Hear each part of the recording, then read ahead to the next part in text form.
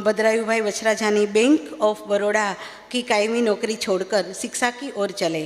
Bank छोड़ के प्राथमिक शिक्षक बनकर 36 साल तक उच्च शिक्षण देखो एमनी विद्वत्ता जो पूर्व वाइस चांसेलर है खूब मोटी एमनी पण अने एटला सरल व्यक्तित्व आदरणीय भद्रायू भाई।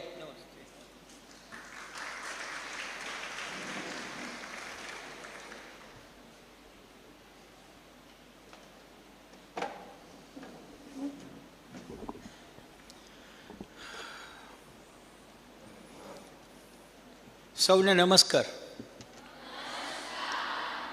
મને ખબર છે કે આપણે ત્રીજું સેશન શરૂ થાય ત્યારે બીજું સેશન શરૂ કર્યું છે। મેં આદરણીય બેનને એટલા માટે જ પરિચય આપતા અટકાવ્યા કે જેને વર્ષો પછી પરિચય મેળવવા નીકળવું છે એમાં બોલનારાઓનો પરિચય ના આપ્યો તો ચાલે। મેં તો ગયે વખતે પણ અનુપમજીને કહેલું કે તમારે ત્યાં શબ્દો બોલવાનું ઓછું થાય તો એ સમાજનું હિત ગણવામાં આવશે। એ સાચી વાત છે કે આપણે કોઈને આદર આપીએ પણ આદર પ્રશસ્તિ ગાનમાં પરિણમે નહીં, એની કાળજી આપણે જ રાખવી પડશે, રાજકારણીઓ નહીં રાખે। મને આનંદ એ વાતનો છે કે થોડા વખત પહેલાં હું કદાચ બાપુજી વિશે એક સેમિનાર હતો એમાં બોલવા અહીંયા આવ્યો હતો અને આજે એના દીકરી વિશે બોલવાનું આવ્યું છે। બહુ ગુણગાન ગાઈએ ત્યારે આપણને વિચાર કરવાનો મન થવું જોઈએ કે આવું આપણે કેમ નથી કરી શક્યા। ખરેખર આવા કોઈ પણ ચરિત્ર વિશે વાત કરીએ ત્યારે આપણને આપણી અંદર ઝાંકવાની એક તક મળે છે। ત્યારે જે હતું તે તો ઉત્તમ હતું, કંઈ વાંધો નથી, પણ એ ઉત્તમમાંથી 9% જેટલું જ આપણે કેમ સાચવી શક્યા છીએ, બાકીનું ક્યાં ગયું એનું ખરેખર મનોમંથન કરવું જોઈએ। મિત્રો, મને એવું લાગે છે કે માણસ બે પ્રકારના જીવે। કેટલાક લોકો એવા હોય કે એને ભગવાને જેવા મોકલ્યા હોય એવા ને એવા અહીંયા રહે, એમને આનંદ મંગળ કરે ને એવા પાછા જાય। ઉર્દુમાં એવું કહેવાય છે, લાઈ હયા આએ ચલી કઝા ચલે, ન અપની ખુશી સે આએ ન અપની ખુશી ચલે। કોઈ કે કીધું હાલો એટલે હાલો, લગભગ જેવી રીતે આપણે કથામાં જતા હોઈએ ને એવી રીતે। કેટલાક લોકો આવ્યા, પૃથ્વી ઉપર ભગવાને મોકલ્યા, એણે બહુ એનું ધ્યાન ના આપ્યું, ખાઈ પીને જલસા કર્યા અને પછી એવા ને એવા વયા ગયા। બીજા પ્રકારના માણસો એવા છે કે જે વિચારે છે કે મને અહીંયા ઈશ્વરે મોકલ્યો છે અથવા મોકલી છે તો કંઈક એનું ઉદ્દેશ્ય હોવું જોઈએ। કેવું તેમ પણ કહેવાય કે ઈશ્વર આપણને હોમવર્ક આપીને મોકલે છે। અને બધા બહેનોને ખાસ કહું કે આ વડીલ બેનની જ્યારે વાત કરીએ છીએ ત્યારે અમે બધા તો પાળે બેઠેલા છીએ, બધા જ બધું કરી ચૂકેલા છીએ, એટલે જ અમે આવું સારું બોલી શકીએ છીએ। તમારે હજી કરવાનું બાકી છે, એટલે તમે એક એક ગુણને ભેગો લઈને જો જીવશો તો જ આપણે સવિતા દીદીને સાચી અંજલિ આપી ગણાશે। બીજા પ્રકારના માણસ એવા છે કે એને યાદ છે કે મને ઈશ્વરે અહીંયા મોકલ્યો તો ધક્કો ખાવા નથી મોકલ્યો, પણ આપણે કંઈ એને હોમવર્ક આપ્યું છે, દરેકને હોમવર્ક આપ્યું છે। તો આપણે શું કરવાનું? ઈશ્વરે આપેલા હોમવર્કને પૂરી નિષ્ઠાથી, પ્રતિબદ્ધતાથી, સમયસર, પ્રામાણિકતાથી પૂરું કરવાનું, આનંદથી પૂરું કરવાનું, એનો સંતોષ લેવાનો, બધામાં વહેંચવાનું, હસતા રમતા રહેવાનું અને નાચતા કૂદતા જતા રહેવાનું। હવે આ બે જીવમાંથી ખરેખર કોને જીવ કહેવાય? આમ તો બે જીવે છે, બંને પ્રકારના લોકો જીવતા કહેવાય, પણ પહેલો પ્રકાર છે એને જીવતા કહેવાય અને બીજા પ્રકારને જીવંત કહેવાય। અંગ્રેજીના ધુરંધરો બેઠા છે અહીંયા, એને ખ્યાલ છે કે આમ તો સ્પેલિંગ બેયનું એક જ થાય, LIVE, પણ LIVE અને ટુ બી લાઈવ એ બંને વચ્ચે ભેદ છે। તો જે હસતા રમતા પોતાનું કામ પૂર્ણતાથી કરે છે. યાદ રાખવા જેવું છે. ઉમાશંકરભાઈએ એક સરસ મજાની પંક્તિ કહી છે, સાંભળવા જેવી પંક્તિ છે. પૂર્ણતા પરી રહો સદા. પૂર્ણતા પરી એટલે દૂર. પૂર્ણતા પરી રહો સદા, આનંદ માગું હું અપૂર્ણતાનો. કવિ શું કહે છે? અપૂર્ણ રહેવું છે મારે. કેમ? પૂર્ણતા પરી રહો સદા, આનંદ માગું હું અપૂર્ણતાનો. પળે પળે કંઈક થવા મથી રહું, મથામણોની ન મણા હજો મને. ઉમાશંકરભાઈ એમ કહે છે કે એક પળે અમને તું પડકાર ફેંકજે, અને મથામણ કોઈ દી ઘટે જ નહીં એવું કરજે. રોજ સવાર પડે ને નવી મથામણ હોય, રોજ સવાર પડે ને એમ થાય કે આ તો નવું કાંઈક આવ્યું. આપણે બહુ ઘરેડમાં જીવનારા લોકો છીએ. લગભગ કહીએ તો ખાનગીમાં એવું કહેવાય કે ગાડરમાં ને આપણામાં બહુ ભેદ નથી. ગાડર એટલે તમે સમજો છો, એનું સાચું ગુજરાતી બહુ અઘરું લાગે એવું છે, એટલે હું બોલતો નથી. રમેશ પારેખનો એક શેર છે, ગાડર જો એક ચાલ્યું ચાલે હજાર પાછળ, સાચું ન જે વિચારે એનું જ નામ દુનિયા. રમેશભાઈ કહે છે કે દુનિયા એક ગાડરનો પ્રવાહ છે. એક નીચું માથું રાખીને હાલતો થાય એટલે પાછળ બધા હાલતા થાય. અને દેશ અત્યારના ગાડર પ્રવાહમાં ચાલે છે. તો આ ગાડર પ્રવાહમાં આપણે ન ભળીએ, અને આપણને કોઈ આવીને એમ કે પેલી જૂની વાર્તા પ્રમાણે કે ભાઈ તું સિંહનું સંતાન છો, ગાડરના ટોળામાં ભળી ગયો હતો, તું ગાડર નથી, તું સિંહનું સંતાન છો. એ વાર્તા તમને ખ્યાલ છે એટલે હું એને માંડીને કહેતો નથી. સિંહનું બચ્ચું ને છૂટું પડી ગયું ને ઘેટાના ટોળામાં ફરી ગયું, ભળી ગયું, તો ઘેટા જેવું થઈ ગયું. તમે જેની ભેગાર્યો ને એવા તમે થઈ જાઓ, તમે જેને સાંભળો ને એવું બોલતા તમે થઈ જાઓ. એટલા માટે તમે જોજો, અમેરિકા જઈને કોઈ આપણો દેશી માણસ આવે ને તો આવે ત્યાર પછી પોતાની ભાષામાં એક બે અંગ્રેજી બધું બોલવા માંડે. ઓકે, નાઇસ, ઓલ વેલ, આટલું બોલતા બોલતા આવડે, કારણ સાંભળ્યું. ચરોતરમાં જાઓ, ચરોતરમાં જઈને આવો એટલે તમારી ભાષામાં ચરોતરી આવી જાય. એવી રીતે એ ભળી ગયું અને થઈ ગયું ઘેટા જેવું. કોઈ સિંહ નીકળ્યો હશે, નાનજી કાલિદાસ મહેતા જેવો, અને એણે જોયું કે આ તો સિંહનું બચ્ચું છે ને એ આ ગાર્ડનમાં ભેગું પડ્યું છે. એટલે એણે એને બોલાવ્યું કે ભાઈ તું સિંહ છો? તો કે ના, હું તો ગાડર છું. પછી એને લઈ ગયા કૂવા પાસે લઈને એને પોતે ડોકું કાઢ્યું. પછી ઓલા ગાડર કહેવાતા સિંહના બચ્ચાએ ડોકું કાઢ્યું. એટલે એને કહ્યું કરે આ તો આ મારા જેવો લાગે છે એવો જ હું લાગુ છું. આ બહુ જાણીતી વાર્તા રામકૃષ્ણ દેવોએ વારંવાર કહી છે. અને એણે એમ કહ્યું છે કે આપણું કામ હકીકતમાં ગાડરના પ્રવાહમાંથી સાચા સિંહના બચ્ચાને શોધીને બહાર લઈ આવવાનું છે. આર્યકન્યા ગુરુકુળ એટલે શું? આ કરે તે. અધ્યાપક અથવા શિક્ષકે કરવાનું શું? ગાડરમાંથી ગાડરને ગાડરપણું બહાર કાઢીને લઈ આવે, એ ખરેખર શિક્ષક. યાદ રાખવા જેવું છે બહેનો. એટલું યાદ રાખીએ કે જન્મ્યા પછી મરી જતા વાર નહીં લાગે, આ ગેરંટી છે. કારણ કે જન્મો ત્યારે એક જ વસ્તુ નિશ્ચિત છે કે તમે મરી જવાના છો, બીજી કોઈ વસ્તુ નિશ્ચિત નથી. જમવાનું મળે ન મળે, સારું મળે ન મળે, બધું હોય, પણ મરી જવાનું મળે અથવા ન મળે એવું આમાં અથવા ન હોય. પરિણામે એ યાદ રાખવું પડે કે જઈએ તે પહેલાં આપણું હોમવર્ક નિષ્ઠાપૂર્વક, પ્રામાણિકતાથી, એકાગ્રતાથી પૂરું કરીને જઈએ. એટલે ઉપર જઈને આપણને પૂછે હોમવર્ક કર્યું છે? તો ઘરે આ બેસ્ટ કર્યું છે, આપણી નોટબુક દેખાડીએ. અધૂરું કર્યું હશે, ગંદુ કર્યું હશે તો ભગવાન કહેશે પાછો જા, હોમવર્ક કરતો આવ અને પછી પાછો આવજે. એમાંથી જ આ 84 લાખ ફેરા આવ્યા છે. સવિતા દીદી એ હકીકતમાંથી આપણી સમક્ષ એવું એક સિંહ છે કે જેણે તમારા જેવા બહેનોને સમાજમાં આવતીકાલે બનાવવા છે, સિંહ તરીકે પ્રસ્થાપિત કરવા છે. રવિન્દ્રનાથ ટાગોરનો ઉલ્લેખ થયો ટાગોર પોતાની એક કવિતામાં કહે છે કે મેં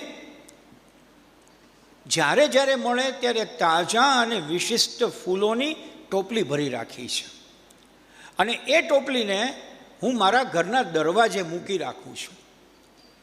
દરવાજે એટલા માટે મૂકી રાખું છું કે અચાનક કોઈ દિવસ દરવાજો ખોલું ને યમદૂત મને લેવા આવ્યા હોય તો ત્યારે એનું સ્વાગત કરવા માટે હું તાજા ફૂલો એની ઉપર વરસાવી શકું, એટલે મેં દરવાજા પાસે રાખ્યું છે. વાર ન લાગે, વાર લાગશે તો યમદૂત ઉપાડીને ભાગશે ને મારા તાજા ફૂલની બદલે વાસી વાસી મને લઈ જશે.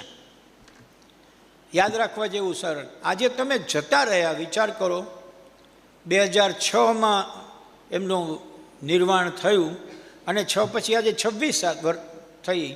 20 વર્ષ પછી તમારે સવિતા દીદી વિશે વાત શું કામ કરવી પડે?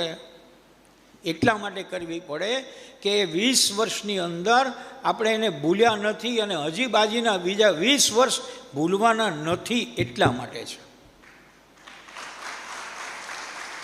તમને એમ થાય 20 જ વર્ષ? હા, તમે 20 વર્ષ એટલા માટે કે તમારામાં 20 ઉમેર્યા છે, ત્યારે તમે સવિતા દીદી જેટલા પરાક્રમી બની ગયા હશો. મને તો કેટલા બેઝિક પ્રશ્નો છે. પુષ્પાબેન જેવી વ્યક્તિ છે, મને તો સુરેશભાઈ વિચાર આવ્યો કે આટલો મોટો ઇન્ટરનેશનલ સેમિનાર અને એમાં અમે બધા ભાષણ શોખીનોને બોલાવવા કરતાં આ પુષ્પાબેન જેવા 10 લોકોને બોલાવીને 25-30 છોકરીઓના ગ્રુપની સાથે આખા દિવસની ગોષ્ઠી રાખીએ તો સવિતા દીદી પાસે આપણે તરત જ પહોંચી જઈ શકીએ. કરવા જેવું કામ એ છે. પુષ્પાબેને હજી કેટલું છોડી દીધું. મેં તો કીધું બેન તમે જ બોલજો, કારણ કે તમે સવિતા દીદીને જોયા છે, અમે 1-2 વખત જોયા છે અને એના કામથી પરિચિત છીએ, બાકી કાંઈ નથી. પણ બેને જે વાત કરી રોમાંચક વાતો છે, એ સાંભળેલી નથી, અનુભવેલી વસ્તુ છે. અને જે કોઈ અનુભવેલી વસ્તુ કહેતું હોય છે એ આપણને ઉત્તમ જ અસર કરતું હોય છે. મારી દૃષ્ટિએ આપણે સૌએ આપણા જીવનમાંથી એવા પુષ્પોને પસંદ કરીને ટોપલી ભરીને રાખવાની છે ને ટોપલી હાથમાં રાખવાની. કારણ કે ટાગોર વખતે તો યમદૂતે બાયણું ખખડાવવું પડે એવો સમય હતો. આપણે તો રસ્તા ઉપર જાતા હશું ત્યારે એક 42 છોકરો હિટ એન્ડ રનમાં આપણને મારી નાખશે, ત્યારે ટોપલી આપણી ભેગી હોવી જરૂરી બનશે. કારણ કે અત્યારના 2 જ રીતે માણસોને મારવામાં આવે છે. એક મેણા, એક લોકગીત હતું, મેણાના માર્યા મરીએ વાલીરા. હવે મેણાના મારવા, એકબીજા ઉપર દોષારોપણ કરવું તો તમે મરો, અને કાં તમને હિટ એન્ડ રનમાં કોક મારે. જીવનનું મૂલ્ય અતિ થયું એનું કારણે કે મૃત્યુ સસ્તું થયું. તો તમે વિચાર કરો કે 19 વર્ષની ઉંમર કોઈની હોય, તમારા લોકોમાંથી અત્યારના મને એમ છે કે 3-4 સેમેસ્ટરમાં ભણતા હશે, એની ઉંમર 19 વર્ષ હશે. આપણે ત્યાં ગણીએ કે 12મા ધોરણમાં આવો ત્યારે 17 વર્ષ થાય, 12+5. તો 19 વર્ષની ઉંમરે કોઈને એમ કહેવામાં આવે કે તારે આ સંસ્થા સંભાળવાની છે. બેને જેમ કહ્યું ને કે કોઈ સંભાળશે તો કોઈ હું સંભાળીશ. બોલો, આપણામાંથી કેટલા જણા 19 વર્ષની ઉંમરે આવી જવાબદારી લેવાનું પસંદ કરે? ના કરે. આપણને થાય ઘણું બાકી છે હજી તો, પણ એમને કરીએ. એટલે પહેલી વાત આપણે એ શીખવી પડે કે ગમે તે ત્યારે, ગમે તે સમયે, અડધી રાત્રે પણ કોઈ જવાબદારી આવી પડે તો આપણે આંગળી ઊંચી કરવી પડે કે હું તૈયાર છું. બેને વાત કરી, એમાં જોયું કે હથિયારો પકડાવી દીધા, રામધૂન બોલાવવાનું કીધું. ખબર જ નહીં એ લોકોને, સ્ટેજ ઉપર છે, કલાકારો છે, કલાકારોને તમે કહો કે રામધૂન બોલાવો. આપણે જેમ કે ખરા છે દીદી પણ રામધૂનનું કહે છે, પણ એનો પ્રભાવ કેટલો પડ્યો. હું તો બેન એવું માનું કે સવિતા દીદીનો પ્રભાવ તો ખરો જ, પણ સવિતા દીદીએ જે મક્કમતાથી બધા કલાકારોને કહ્યું કે ચાલો, તો કલાકારોને લઈને સામે શાંતિ થઈ ગઈ. આ વસ્તુ આપણે કરી શકીએ છીએ મિત્રો. એટલી ઘણી બધી વાતો છે, પણ સવારના બળવંતભાઈએ બહુ જ વિસ્તારથી વાત કરી છે, એટલે હું એમાં જવાનો નથી. પણ મને ચોક્કસપણે એવું લાગ્યું કે ઓબિડિયન્સ એટલે કે આજ્ઞાંકિતપણું, અને એની સાથે બીજો શબ્દ વિરોધી છે વિદ્રોહી. આ બેય એક સાથે ગુણધર્મ કોઈનામાં હોય તે સવિતા દીદીમાં હતા. અને હું એવું કહેવા માગું છું કે નાનજી કાલિદાસ મહેતાની દીકરી જ હતા એવું સાબિત થયું, કારણ કે નાનજી કાલિદાસ મહેતા પણ વડીલોની આજ્ઞાને એક બાજુ મૂકી અને ભારત છોડીને ભાગ્યા હતા. ત્યારે આજે મોટા રાજરત્ન ધર્મરત્ન થયા હતા. એ નૃત્યમાં પડ્યા એ નાનજી કાલિદાસ મહેતાને ગમ્યું નહોતું, ના પાડી હતી એણે. આ બહેનો યાદ રાખવા જેવું છે, બાપા ના પાડે ત્યારે બધી જ નાને નામાં સ્વીકારવી એવું જરૂરી નથી. જેમાં તમે પોતે પૂરેપૂરા ઉતરેલા છો એમાં નાને ના સ્વીકારવાની જરૂર નથી. આજ્ઞાંકિત રહેવું ખૂબ સારું, પણ જરૂર પડે ત્યારે વિદ્રોહી થઈ જવું ઉત્તમ છે. એ કદાચ મણિપુરીમાં શીખવા વખતે ના પાડી હોત તો હું માનું છું કે એનું જીવન કંઈક અલગ હોત.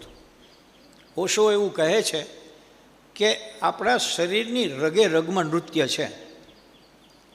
ઓશો સમજાવે છે કે રુધિરાભિસરણમાં ધમની અને શિરામાં જે લોહી જતું હોય છે એ નર્તનના તાલ મુજબ જતું હોય છે.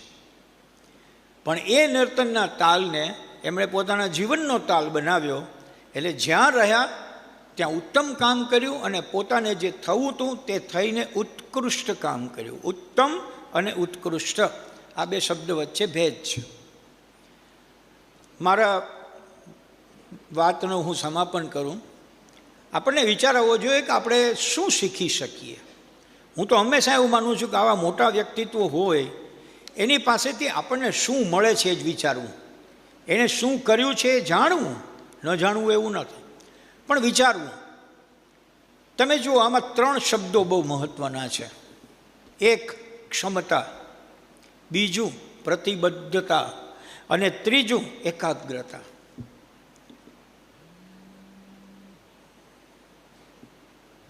ક્ષમતા બધામાં છે. Every solve is potentially divine એવું આપણને કહ્યું છે. પેલું ઘેટાના ગ્રુપમાં બળી ગયેલું સોલ પણ સિંહનું જ હતું. Every solve is potentially divine. એટલે આપણા સૌની અંદર એક સરખી દિવ્ય ક્ષમતા ભરેલી છે. તમે સમજો, જે સંસ્કૃતના વેદપાઠ કરે એટલી જ ક્ષમતા એકદમ ખરાબ ગાળ બોલે એનામાં પણ હોય. એવું માનવાની જરૂર નથી કે નકામો છે. આ બધું ઈશ્વર બંનેનું કામ કરે જ છે.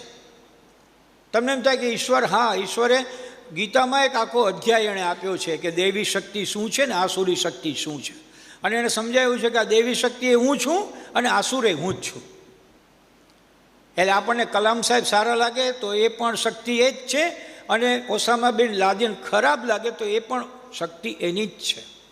દિવ્ય શક્તિ. શક્તિ મળી, ક્ષમતા મળી, પણ એને દિવ્યતામાં પરિણમો તો. સ્વામી વિવેકાનંદ જે કરી શક્યા એ લાદેન નહીં કરી શક્યો, કારણ કે સ્વામી વિવેકાનંદે યુવાનોને ઊભા કરવાનું કામ કર્યું. લાદેને ઊભેલા 2 ટાવરમાં ઘૂસી જવાનું પસંદ કર્યું. આટલો જ ફરક. તો આપણામાં દિવ્ય ક્ષમતા છે એને ઉજાગર કરવાનું કામ સવિતા દીદી કરે છે. બીજો મુદ્દો યાદ રાખો, ક્ષમતા તમારામાં ભરી છે સર, પણ તમારામાં પ્રતિબદ્ધતા નથી. પ્રતિબદ્ધતા એટલે નાનું ઉદાહરણ આપું, સાદામાં સાદું ઉદાહરણ. ચાલો ભાઈ, સેશન શરૂ થયું છે, બેસી જાઓ. બહેનો પ્લીઝ ઝડપથી જગ્યા લઈ લો. ચાલો, આપણે મોડું થાય છે, આઉટ ઓફ ટાઈમ ટેબલ બોલીએ છીએ. આવું ન બોલવું પડે ને તમે તમારી જગ્યાએ ગોઠવાઈ જાઓ સમય સામું જોઈને, તો હકીકત છે કે તમે આ સેમિનાર માટે પ્રતિબદ્ધ છો. You are committed with your full competence. અને ત્રીજો મુદ્દો, કોઈ પણ કામ સ્વીકારો ત્યારે એકાગ્રતાથી થઈ શકે એમ છે એવો જાતને પ્રશ્ન પૂછો. થઈ શકે તો જ હા પાડો. સુરેશભાઈને ખ્યાલ છે, એક પુસ્તક છે, એનું ટાઇટલ છે don't say yes where you would like to say no. તમારે જ્યાં ના પાડવાની ઈચ્છા હોય ત્યાં હા ન પાડતા, નહીંતર જીવનમાં ધાર્યું કાંઈ કરી નહીં શકો. તો તમારે પહેલો મુદ્દો એ કે એકાગ્રતાથી થઈ શકે એમ છે પૂછો. થઈ શકે તો હા પાડો. પછી બીજા 2 મુદ્દા ભેગા જોડાય. હા પાડી તો તમે તૂટી મરો, ઉપરથી નીચે પડો, છતાં એ પૂર્ણ કરે છૂટકો કરો. ક્વોલિટેટિવલી કમ્પ્લીશન ઓફ ધ વર્ક. અને છેલ્લો પ્રશ્ન, તમે માનો કે ના પાડી આ મારાથી ન થાય, અને એ કામ તમારા મહિલા કોકે બહુ સુંદર રીતે કરી કાઢ્યું, તો વિચારો ગાળું મારામાં એવું શું નહોતું કે જેના માટે મેં ના પાડીને આણે કરી નાખ્યું, એ તમારામાં ઉમેરો. આખા સવિતા દીદીના જીવનનો જો જીસ્ટ સાર લેવો હોય તો આ છે. આપણા જેટલી ક્ષમતા એનામાં હતી, પણ એમાં દિવ્યતા ઉમેરી એટલે એ ક્ષમતા ઉજાગર થઈ. ક્ષમતા ઉજાગર થાય એટલે પ્રતિબદ્ધતા આવે જ. તમે એક જવાબદારી લ્યો ને સાહેબ, પછી જવાબદાર થઈ જ જાઓ. ચૌહાણ સાહેબે વડાપ્રધાન શ્રીની વાત કરીને તો તમને હું બહુ નામ સાથે વાત કરું. આપણા અત્યારના વડાપ્રધાન 2014ની શરૂઆતમાં એનો પક્ષ એને સ્વીકારવા તૈયાર નહોતો. 2014ના બિગિનિંગમાં નરેન્દ્રભાઈ દિલ્હી જાય એના પક્ષને ગમતું નહોતું, પણ એણે નક્કી કર્યું પ્રતિબદ્ધતાપૂર્વક કે દિલ્હી ગયે છૂટકો અને વડાપ્રધાન બને છૂટકો. તો હવે ઉઠાડવા છે તો ઉઠે એમ નથી, લ્યો એટલા બધા જામી ગયા છે. આ રિયાલિટી છે. This is the reality. એણે એકવાર નક્કી કર્યું, તમે નક્કી કરો એટલે થાય ને થાય. તમે એક વખત ક્ષમતાને પડકાર ફેંકશો તો પ્રતિબદ્ધતા આવશે, અને પ્રતિબદ્ધતા આવી એનામાં તો એણે શું કર્યું, પોતાના પ્રાઇમ મિનિસ્ટરશીપને એકાગ્રતાથી ફોલો કરવાનું શરૂ કર્યું. એટલા માટે અત્યારના ડોનાલ્ડ ટ્રમ્પ મુશ્કેલીમાં છે અને આપણે રાજીપામાં છે. આ રિયાલિટી છે, આપણી સમક્ષ છે.